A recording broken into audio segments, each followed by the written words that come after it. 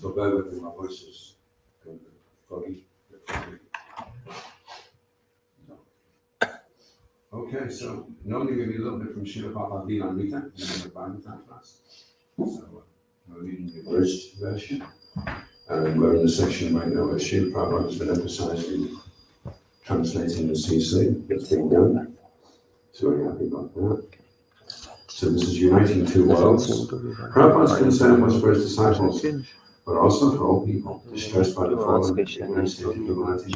Specifically in the West, he wanted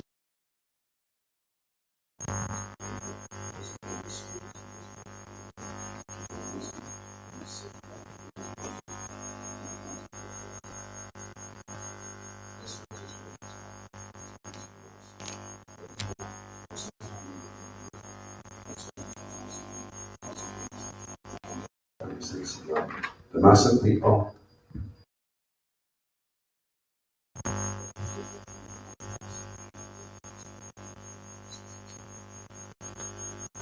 would work intensively with his important Hindu projects for a few months, then would always return to the West to again tour and preach both were required, both these projects in India and the West. Srila Prabhupada ki Jai. Om Namo Bhagavate Vasudevaya.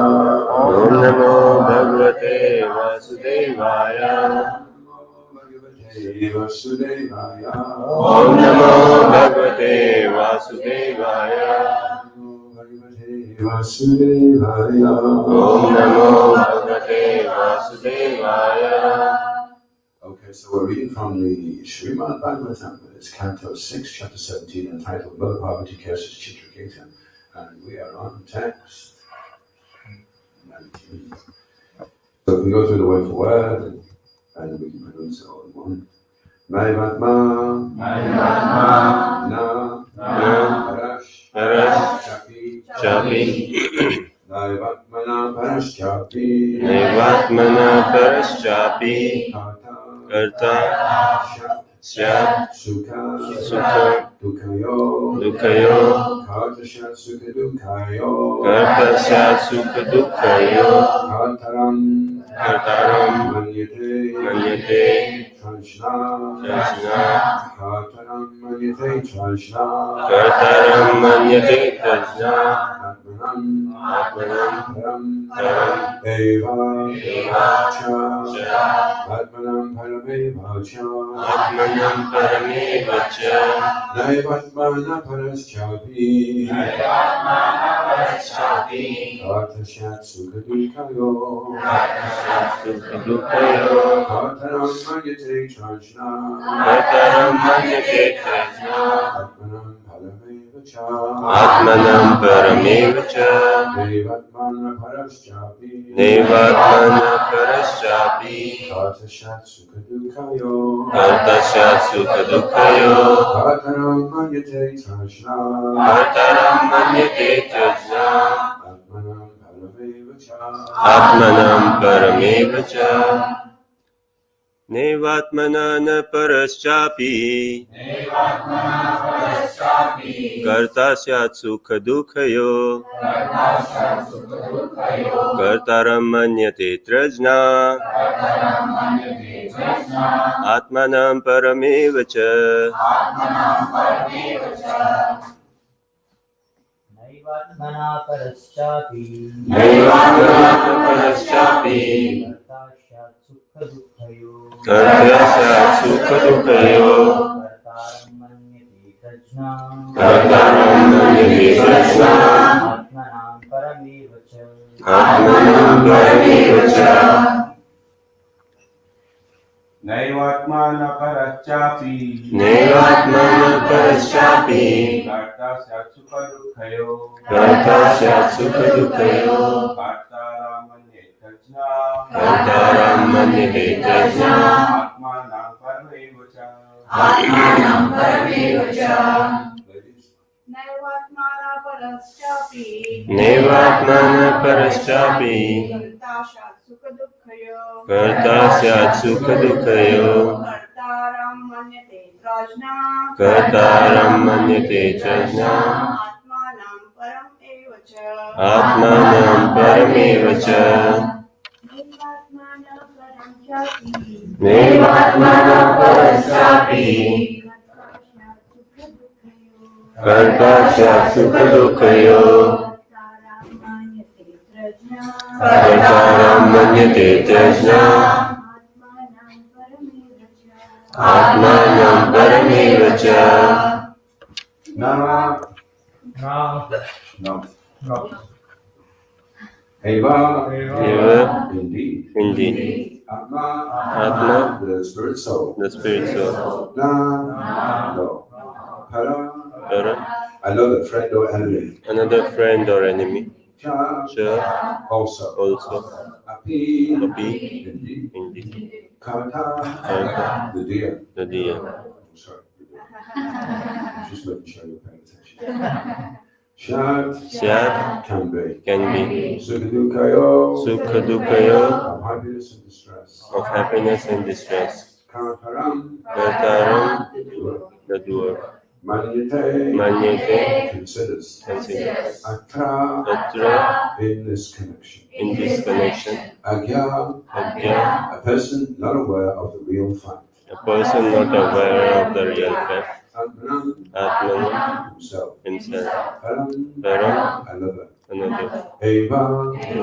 Indeed. Indeed Cha. Cha Also. also Translation.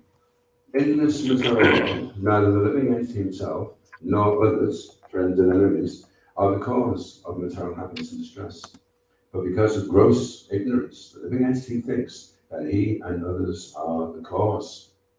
Responsible for me is in this material world, in this material world neither the living entity neither the living entity himself himself nor others, nor others friends and enemies, friends and enemies are the cause of material happiness are the cause of material happiness and distress. and distress. But because of gross ignorance, But because of gross ignorance, the living entity the living entity thinks that he thinks that he and others and others are the cause. are the cause. In this verse, the way I get it's very significant. In the material world, all living entities are ignorant in different degrees. This ignorance continues very strongly in the mode of ignorance presented by material nature. One must therefore promote himself to the stage of goodness through his character and behavior, and then gradually come to the transcendental platform, or Adhoksaja platform, in which he realizes both his position and the position of others. Everything is done under the superintendence of the Supreme Personality of Godhead. The process by which the results of action are ordained are called niyata, always working. Omagana Tamaranda Shaganandana Shalakaya Shakshananitangena Tasmai Shri Guru Shri Chaitanya Manobishtam Swatikam Dina Bhutale Swami Bhuta Gavayam Dadaji Swatikam Jaya Shri Krishna Chaitanya Prabhu Nityananda Shri Advaita Gadadha Shri Vasari Gaura Hare Krishna Krishna, Krishna Krishna, Hare Hare, Hare Rama, Rama Rama, Hare Hare. Vanchikalpatarishta Kripasindhya Vidam Avnibhyo Vaishnavibhyo. So the material world, neither the living entity is the himself or his friends, the enemies, are the cause of material happiness and distress. But because of gross ignorance, the living entity thinks that he and others are the cause. So you could say that due to gross ignorance, the living entity blames others. So this blaming propensity is a symptom of the body of ignorance. And then Srila Prabhupada explaining, we give you different levels of ignorance. And then when you come to the body of goodness, you see that that person is not the cause for your distress, to take a compound for Shukshimana. You say, well, because of what I've done in the past, therefore this person is acting as a vehicle, and I'm receiving my karma. So it's easier said than done. But it's easy to recite the verse, but to actually apply the verse. We had a nice class the other day from one of the Ukrainian devotees that's staying here. His name is Krishna Kishore. And he said he knew this verse, the Tena Compound, which means that whatever happens, you accept that this is just a tiny reaction of what you're. And he said one day he woke up and they were at war. You know, he had bills to pay, he needs to do some shopping, and all kinds of different things. And suddenly they had to vacate. They had to leave the house, all the furniture, and they had to come to somewhere else. And they weren't sure what was going to happen. And it just happened one day. They just woke up and boom, there was bombs dropping, people dead in the street, and okay, we better get out of here, you know. So then he thought of that verse to take a component of Shukshimana, that everything is just a small reaction of what I'm actually doing. So then he was thinking, well, I know the verse, but I haven't really fully been able to implement it. So that is the challenge. So we all know that gross ignorance is bad. But at the same time, we may be attached to blaming others. So then it becomes difficult because we have to come to the mode of goodness. And then from the mode of goodness, the Adhoksaja platform, which is the transcendental platform, which is beyond you. One time the disciple came to Srila Prabhupada, he said, Srila Prabhupada, I've fallen into Maya. And Srila Prabhupada said, no, you're always in Maya. And sometimes you fall into Krishna. So that's the number of ignorance. That's going to be a little bit less ignorance and a little bit less. But to come to the transcendental platform takes some time, takes some endeavor, sustained over a continued period of time. So it's very nice to see these young chaps coming for class. Do they have any questions about anything? You don't have to if you don't want to, but you can think, because it's interesting to see how you relate to this. In one sense, your consciousness is quite pure. You haven't into the educational system so much just yet. I'm still recovering from the after effects of the educational system. Apparently, I'm still going through this, but it's still depressing.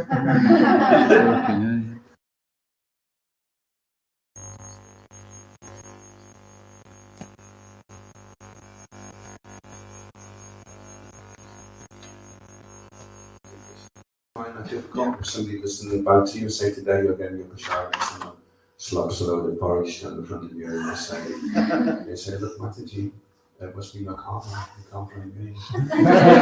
Would you be okay with that? Okay. Well, if you were, then we know you were very advanced. And in the association with devotees, it can be difficult sometimes to always appreciate Because normally people outside would be the vehicles of our karma, but if you live in the association with devotees, then the devotees become the vehicle for your karma. So maybe that day somebody was supposed to bump into you with a trolley in Tesco's, but now you live in the temple, so instead somebody has to bump into you with a spoonful of porridge, you get your karma the same. So, I must have really slapped out the porridge over some in my last life, so thanks a lot, that was a lot less than what I'm doing. That's how it's supposed to be, that's how we're supposed to see things. And if we find ourselves blaming, Srila Prabhupada in a letter one time, he said, if you have any problem with a devotee, then try to understand that this is your lack of Krishna consciousness and not theirs. So the tendency when we're blaming is we're thinking, why can't he be more Krishna conscious? Look at the state of him, look at his devotee, it's all over the place. He's chanting Java, he's so bad, he's such a useless devotee. And so then we get caught up seeing people in a critical way. And the challenge is, can you appreciate the association of devotees? And just as for Bhagavatam and Teva Pasasudoshan, the Prakritana Bhagavatam Janoshu Pajya, Kanganga San, so little bit of thing, I think was always explained. When the Ganges is full of bubbles, foam and mud, we still bathe in it. If we're advanced in spiritual understanding anyway, we still bathe in it. In the same way, when we're in the association of devotees, we may see some bubbles, foam and mud, or a little strange things, and but that's fine. We still take their associations beyond them. Because like one time somebody was saying something about ISKCON, and was saying ISKCON is really bad because of this one is really bad because of that. But ISKCON is really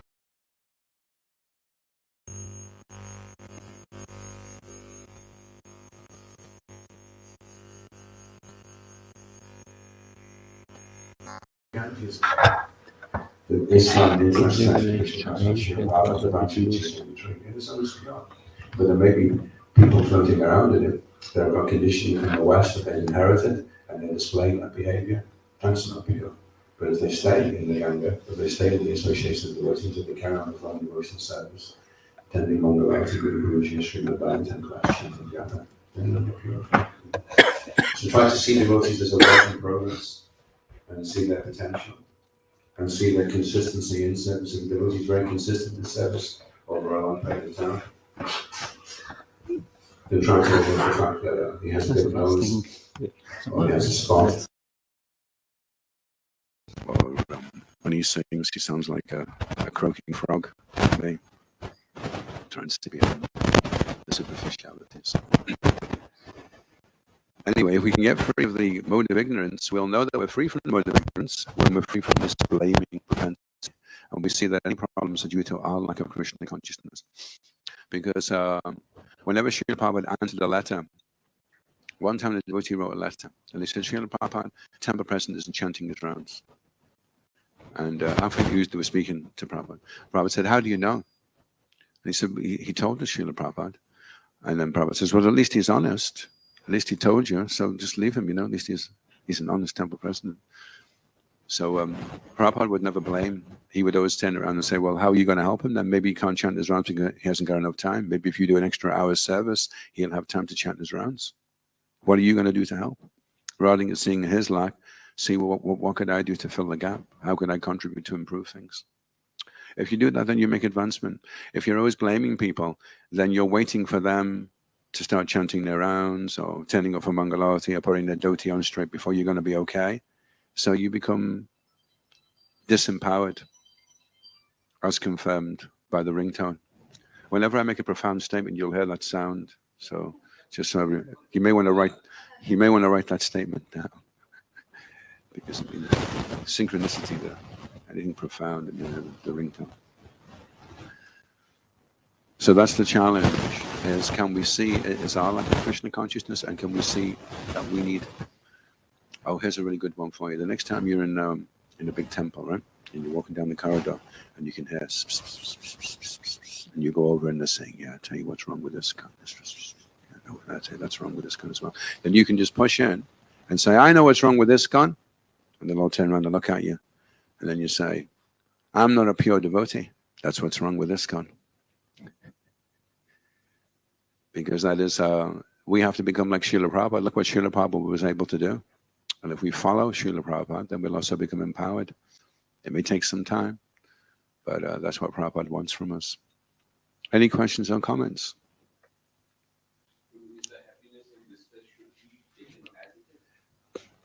As opposed to, if you don't take it as it is, what else do you take it as?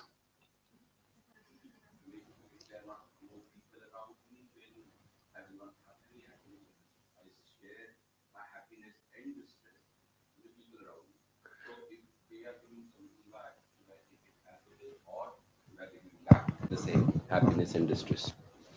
You mean, should you reciprocate with other people? So reciprocation is one of the part of, how we communicate with people. So when we say happiness, so something which I'm giving and something which I'm receiving, right? Same as distress, which I am giving and receiving at the same time.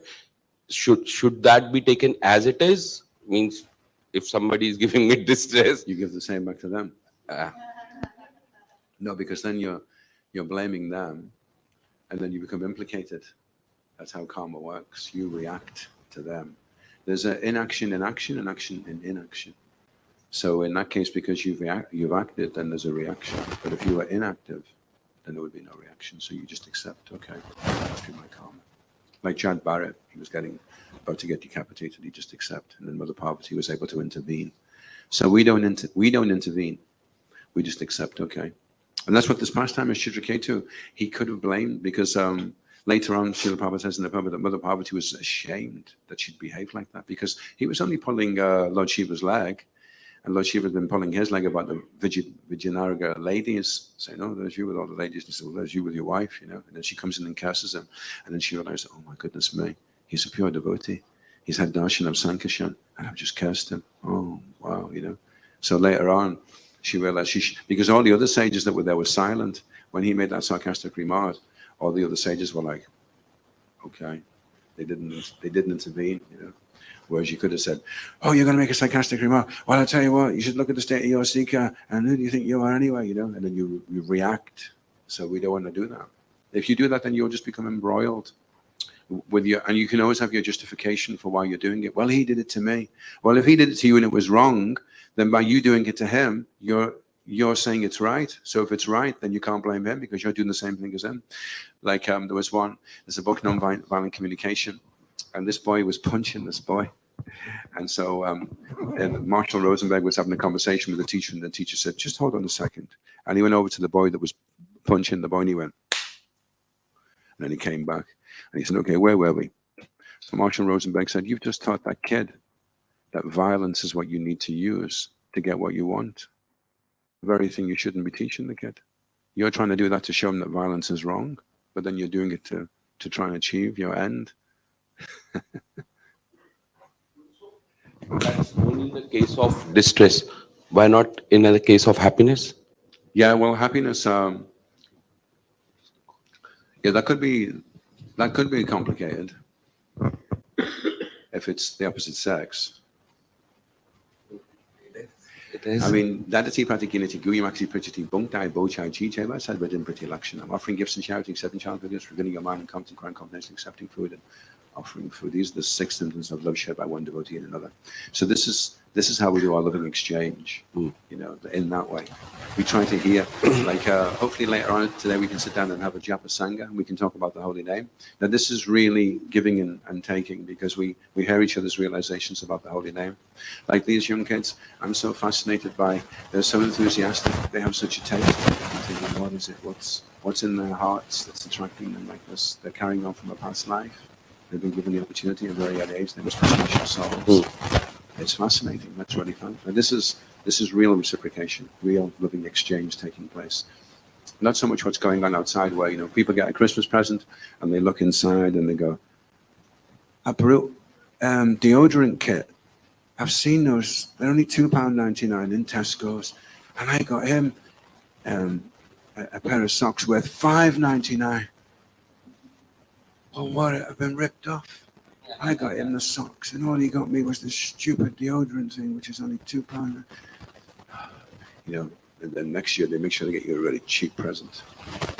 So that's the reciprocation going on in the material world. You scratch my back, I'll scratch yours. If you don't scratch my back, I'll scratch out your eyes. So that's the material world. And devotees, we want to offer them nice prasadam. We want to inquire from them confidentially about what's inspiring them in their devotional service, and give them a nice gift. Just not because it's their birthday, just to show that we love them. So I really appreciate you. I'm really glad that you're in my life.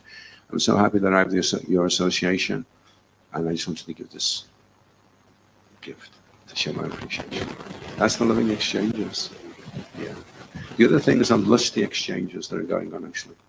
And people have given up loving exchanges for lusty exchanges. And lusty exchanges, they gratify the body, but they don't gratify the soul. Whereas I can still remember in 1982 when I joined, one devotee took some time out of his japa parade, he sat down with me and he showed me how to hold the beads. And he showed me how to do the chanting. And it really touched me that someone was prepared to take up his time to show me how to do something. And I never forgotten that. He didn't give me a Rolls Royce or a Grand Cruise. It was a very simple thing, but it was a thing he didn't have to do. And he did it just because he wanted to try and help me to chant. So those types of loving exchanges, they touch the heart, they touch the soul. Pure, unmotivated, unconditional. Yes, Mataji?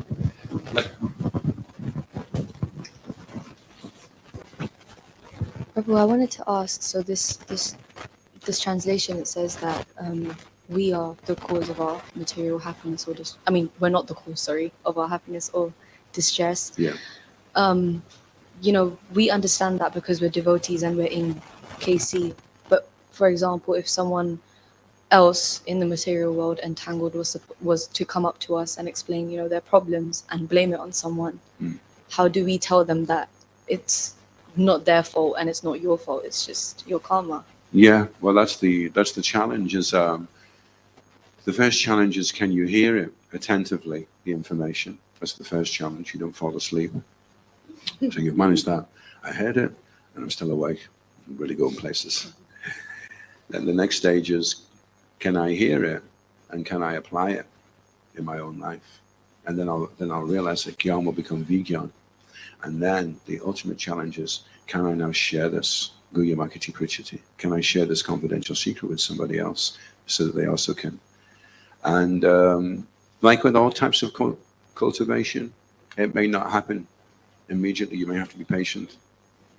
You may have to give that person some prasadam and make them a really good friend of yours.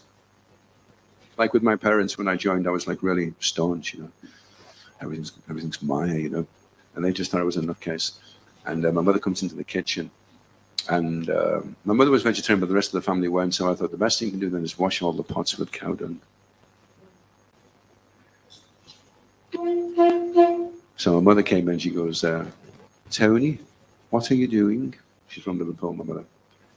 And I said, I'm just washing the pots with cow dung, Mum. Okay, so she just turned around and walked out, and she just thought, my son's turned into a nutcase. This is Hare Krishna.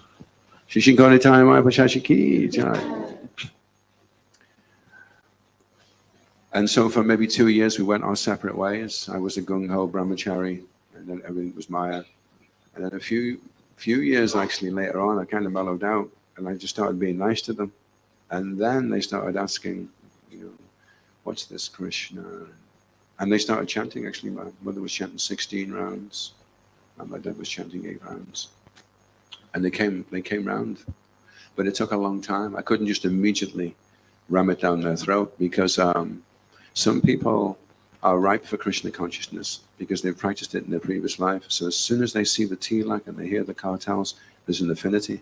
A lot of people that come to Krishna consciousness, their first real residence with it is the Harinam. They see the Harinam, they go, oh my God, I need to, there's something I need to finish off from my past life.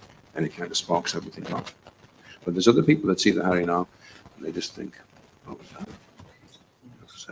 Crazy guys with baldy heads and wearing bed sheets. What's that all about?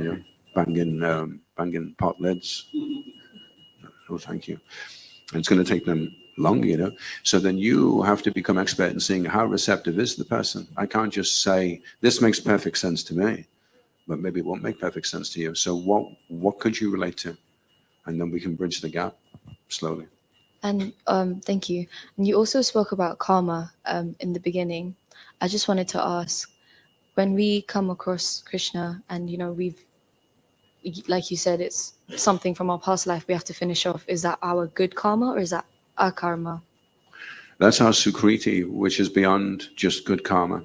Okay. Yes, Sukriti, there's Agyata Sukriti, like somebody takes a book and they give a donation and they don't know really what it's for or what it's all about. So unknowingly, they acquire some Sukriti.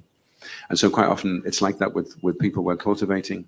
I go around and see people in shops and businesses every year for a donation. And maybe after like 10 years of giving a donation every year, they start saying, I'm thinking of going vegetarian actually, and I've been looking at this book and who's the funny guy with that's blue? Is it a man or a woman? And he's got a flute. What's all that about? And then slowly they start to come around because they've acquired some Sukriti. So if you have the ability to assimilate the information in the books and apply it, then Rupa Goswami says that's an indication that you've practiced in your previous life, so you're carrying that Sukriti with you, But it's a dangerous, in Kali Yuga, having good karma is a really dangerous thing because there's a lot of people with good karma that are dead now that would have been alive if they'd had bad karma. People like Michael Jackson, Elvis Presley, all these people. If Michael Jackson had been a window cleaner, he'd still be around now. He'd be cleaning your windows this afternoon and he'd be alive. But he's dead and gone. And he wasn't able to use the good karma in the right way. Everybody was looking at him and glorifying him and it just all went to his head.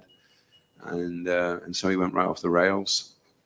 And so sometimes people that have got bad karma are more receptive to Krishna consciousness because they have nothing in the material world really here for them, Sometimes there is the problem. If a person is from an Indian background, they know that they have some good karma and they're thinking, well, it's okay, I'll just go to heaven.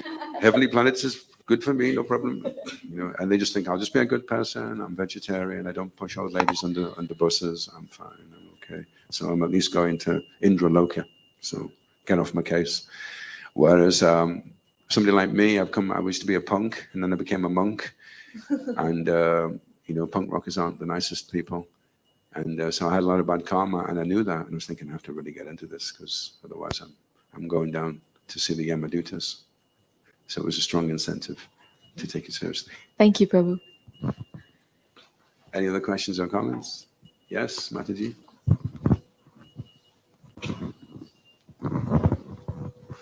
Thank you. Thank you. Adhoksaja Prabhu, isn't it? Your name was mentioned in the shloka.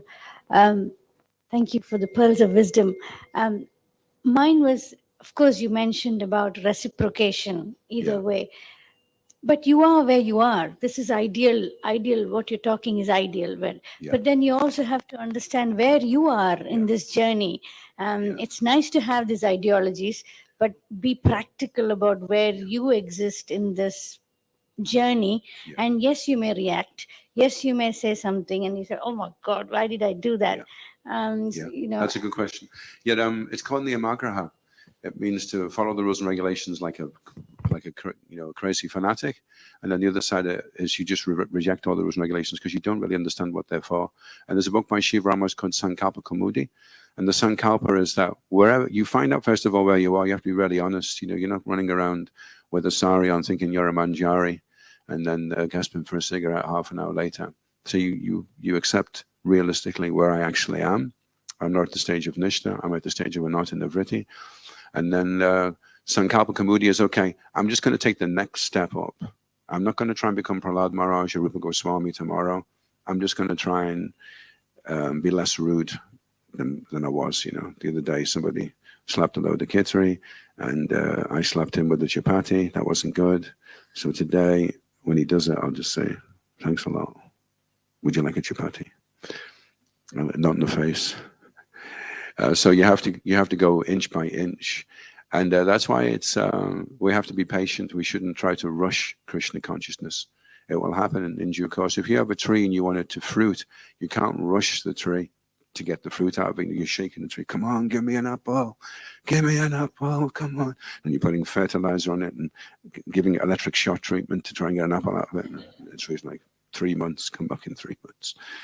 So Krishna consciousness, it will bear fruit in due course of time. Prabhupada said, if you do it your entire life, then you'll go back this lifetime. 4 regs, 16 rounds, and help, be cooperative with the preaching mission, and you're back. That's your ticket home. So that's all you have to do. And then the difference Krishna will make up. Some people will be 75%, some people will 98%, some people will be 3%. But if they've tried the best that they can their entire life, then in one sense it was harder for them. There was one devotee, he was doing books, and he would only do one book. He'd be out all day. And he'd come back in the evening probably and say, how'd you do, Prabhu? One book. Okay, Prabhu. Go out the next day, come back. How much you do, Prabhu? One book. And this went on for like 10 years, you know. If he had a good day, he did 2 books. But it was 1 book, 2 books, 1 book, 2 books. Then one day he went out and he did 100 books. And then every day after that, he did 100 books. So it's hard to see how the bamboo is growing, because with the bamboo, it doesn't show any signs for years. But suddenly it shoots up like a rocket because it's laying a whole network of roots. And once it does come up, then no one's going to shift that bamboo because it's so embedded. So it's quite often like that with Krishna consciousness. It doesn't seem like we're really getting anywhere, you know. It doesn't seem like, you know, we're having any amazing ecstasies or realizations. But that network of roots is going down deep, so that we don't give up, we don't desist. So we have to be patient. Utsahanischatarya tata kama pravatana sangachaga satopati shabde bhakta prasidati. Prasidati is we will proceed nicely if we're enthusiastic and confident, endeavoring with confidence, and we have to be patient. You may think, oh, I'm really enthusiastic. That should be enough. I'm being enthusiastic. That's okay. Yeah, but you have to be confident as well. You have to know what you're doing. Okay, I'm being confident. I'm being enthusiastic. I've been chanting now for 30 minutes. There's no ecstasy. What's going on? Okay, now you've got those 2. That's really good. Now you've got to be patient. Now you're going to have to wait. And in good time, Krishna will give you. And you have to just wait. Wait and wait and wait. Sometimes Krishna will give you a little taste, a little glimpse. But quite often he lets you wait. That's what vipralamba, separation is. We're our line, our sampradaya is vipralamba bhav, that we're doing everything, feeling in separation. We're feeling separated from what our perfection is. We're feeling separated from being a real devotee. We're feeling separated from getting Krishna's darshan. And that's the program in our sampradaya, that we cultivate this burning longing for perfection. Vipralamba bhav. We don't go around saying, I've cracked it, I'm there, I'm eternally liberated, Haribol, where's the garland, Haribol, somebody offer me a chamara, I've cracked it, I'm liberated, whoopee. No, even Raghunath Das Goswami, he was sometimes going into his swarup and he understood who he was, but then he would come back and he just felt like he was a conditioned soul. So what to speak of us? Yes, Pip Prabhu.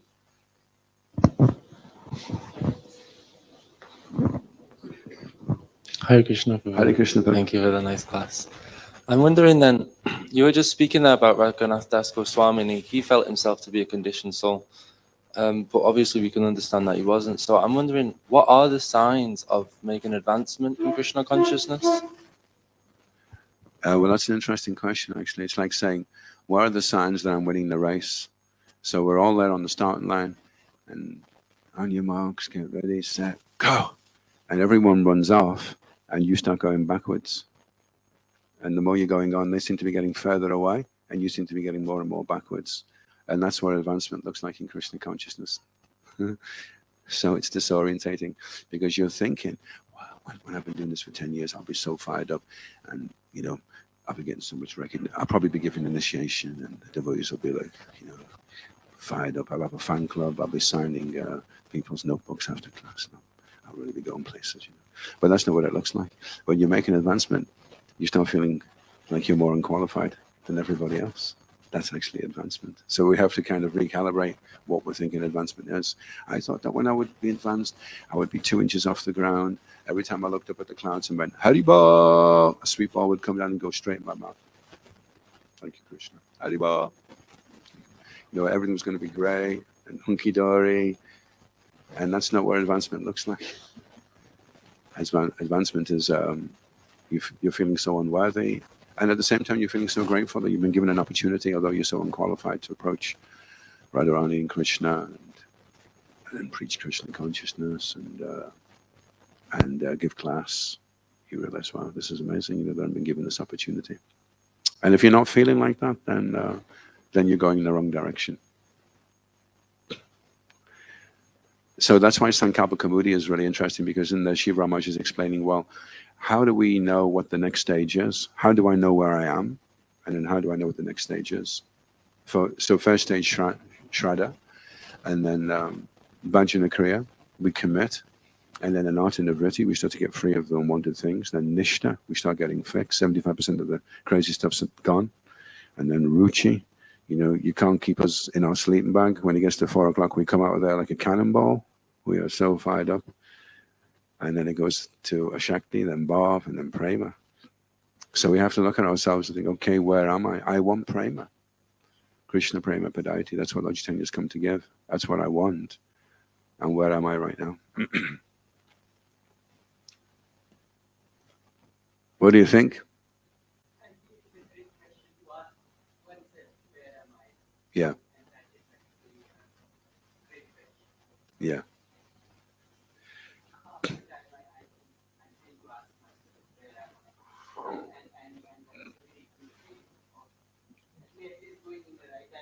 We quite often don't know. We have to ask somebody else. It's like, how many times have you found yourself looking in the mirror and you think, oh, wow, that looks really weird. Or you're taking some photo of yourself, to go in something, and you look and you go, no, it's not like that. And then you go like that. And then you take it again. Oh, that's it. Yeah, that's it. Yeah. So the false ego is always tweaking our self-image. No, I don't look like that. No, you do look like that.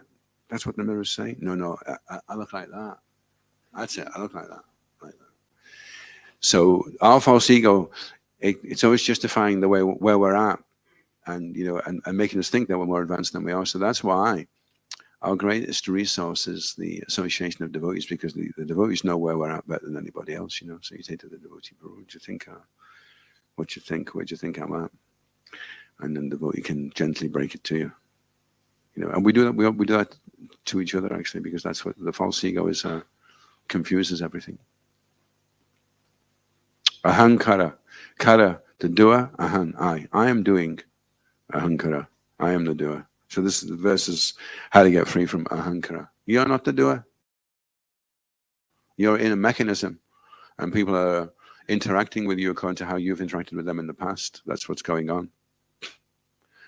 But that's not going to happen overnight.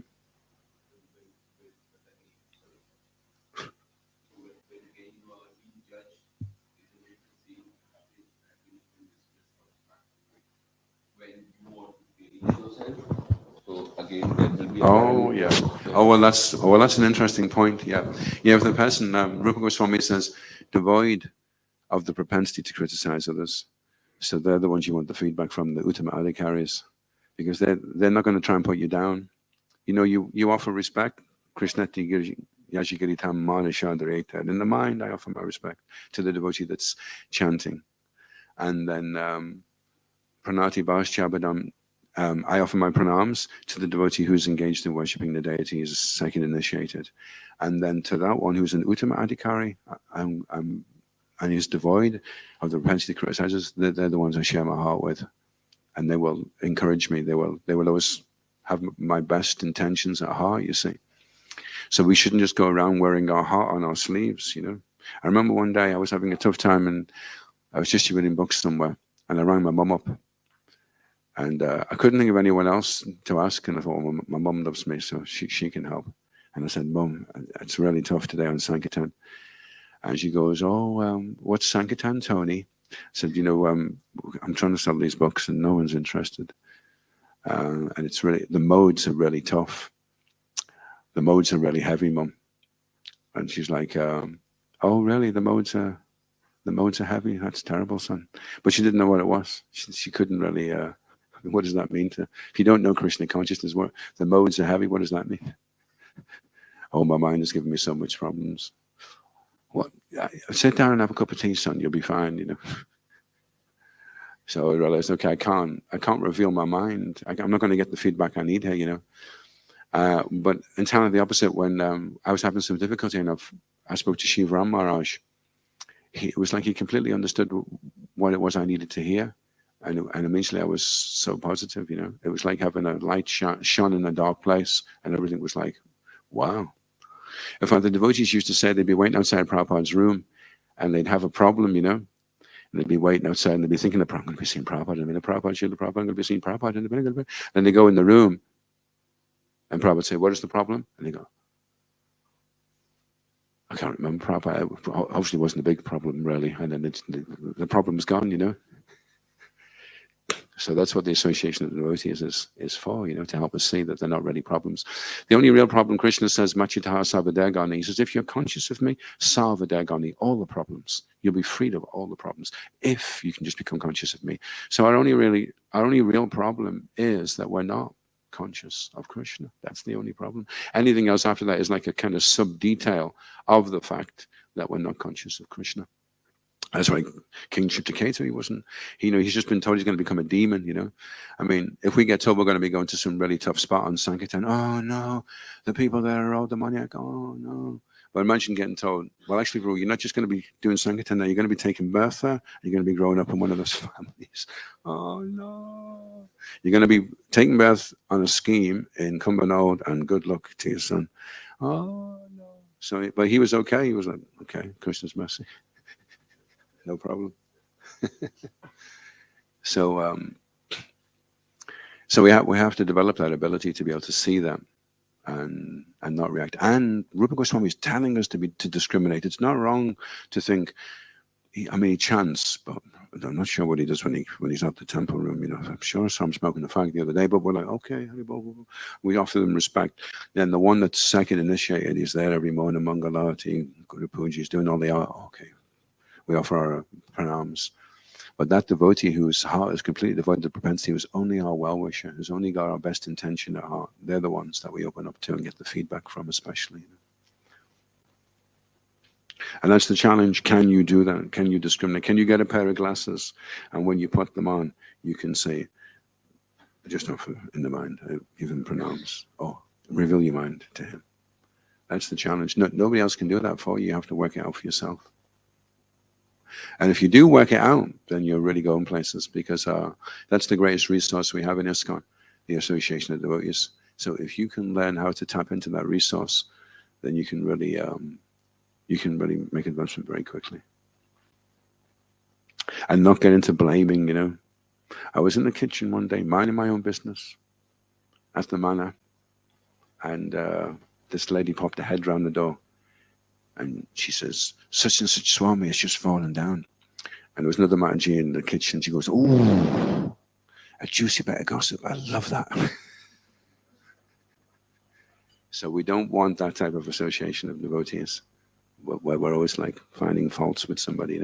I'm not really going anywhere, so that's a shame. But if I can drag everybody else down, I won't feel so bad. That's why you don't need lids on boxes for frogs. One man was going to export them in France, and his mate said, you don't need a lid for the box. He said, really? He said, yeah, watch this. And he put a load of frogs in the polystyrene tray, and one of the frogs started trying to get out, and the other frogs dragged it down. And another frog started, and they dragged it down. Another frog was in there, and they dragged it. Because all the frogs are envious of each other, so they don't want to see anybody else getting out. So they all pull each other back. So that's Kanishtas, neophytes. They're always fighting with each other. We have to come to the Majjhima platform as quickly as we can. That means 75% of the anatas are removed from the heart, and we can very, very clearly see who the innocent are, who the devotee is, who the envious are, and we can see the hand of Krishna. That's Majjhima Adhikari. When we're Majjhima, then we don't fall down. Then we're on the way back after that. Just like the little turtle. There's a type of little turtle. It's laid in an egg on the beach, and it has to be laid quite inland, otherwise the sea will wash it away.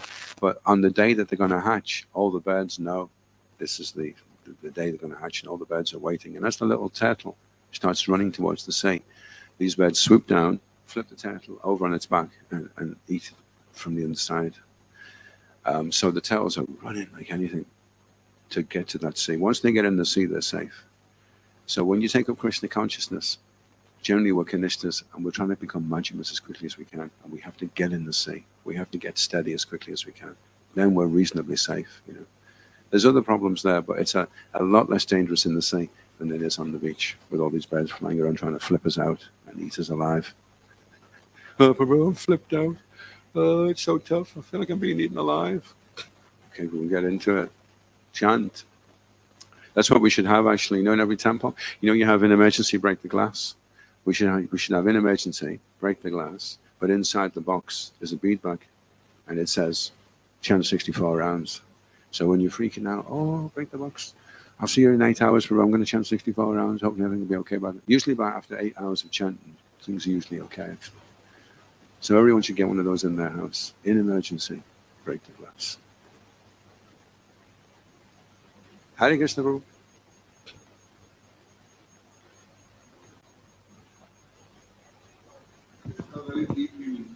Yeah.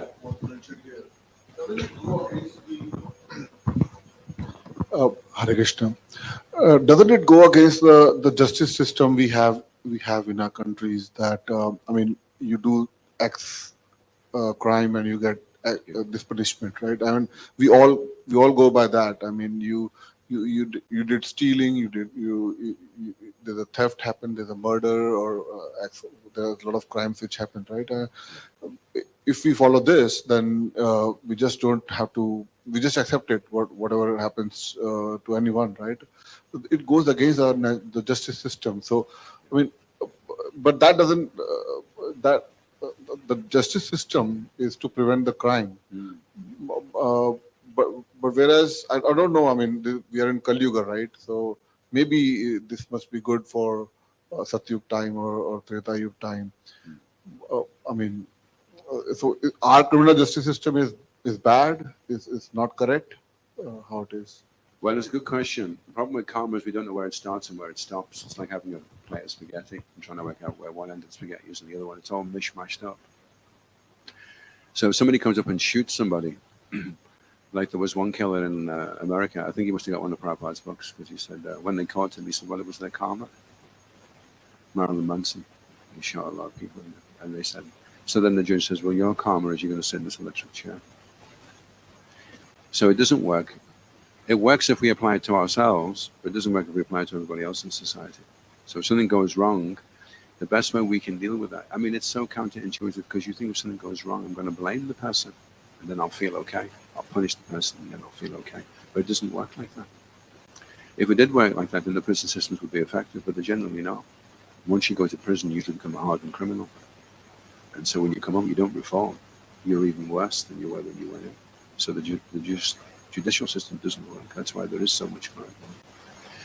So the person has to work on himself. He has to be proactive and say, okay, I have to change. I have to become a better person. So that's how we apply it. But then if you're running a society, if somebody bops this young man on the head today with a big loaf of bread, and he's that the world didn't matter, and I just say, well, you must have deserved it.